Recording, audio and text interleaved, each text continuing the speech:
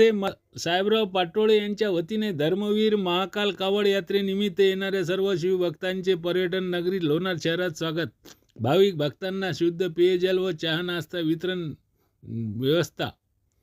याबाबत आमचे लोणार प्रतिनिधी फिरदौस खान पठाण यांनी लोणार येथून पाठविलेल्या बातमीपत्रानुसार धार्मिकदृष्ट्या अत्यंत पवित्र समजल्या जाणाऱ्या श्रावण महिन्यातील 4थ्या सोमवारी जगप्रसिद्ध पर्यटन नगरी लोणार शहरात धारतीर्थ येथे धर्मवीर महाकाल कावड यात्रेनिमित्त शिवभक्तांनी कावड यात्रा काढली.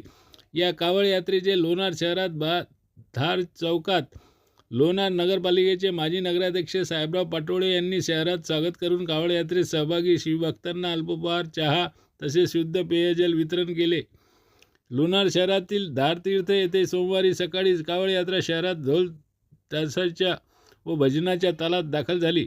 या कावड यात्रेत शहरातील हजारो शिवभक्त सहभागी झाले होते. यावेळी कावड यात्रेतील सहभागी शिवभक्तांनी शिवनामाचा जयघोष केला. त्यामुळे शहरातील वातावरण भक्तिमय झालेले दिसत होते. पालखी कावडमध्ये शंकर पार्वती, महादेव पिंड, छत्रपती शिवाजी महाराज यांची प्रतिमा असा उत्कृष्ट देखावा शहरवासियांचे लक्ष वेधून घेत होते. शहरात पालखी दाखल होऊन मुख्य मार्गावरून पवित्र पालखी सोहळा मिरवणूक काढण्यात आली.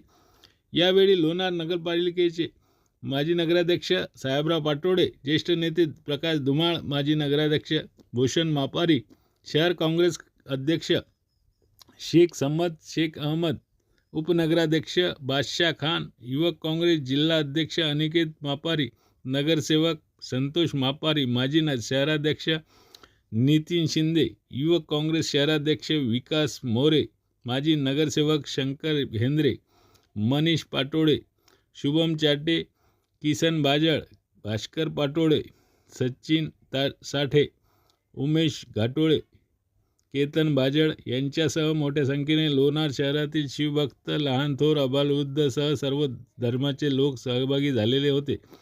शहरात शांतता व सुव्यवस्थेकरिता लोणार पोलीस स्टेशनचे ठाणेदार निमिष मेहत्रे यांच्या मार्गदर्शनात गोपनीय विभागाचे संतोष चव्हाण, ट्रॅफिकचे गीते शेजूळ यांनी चोख बंदोबस्त लावलेला होता. लोणार येथून तालुका प्रतिनिधी फिरदौस खान पठाण, लोणार, जिल्हा बुलढाणा.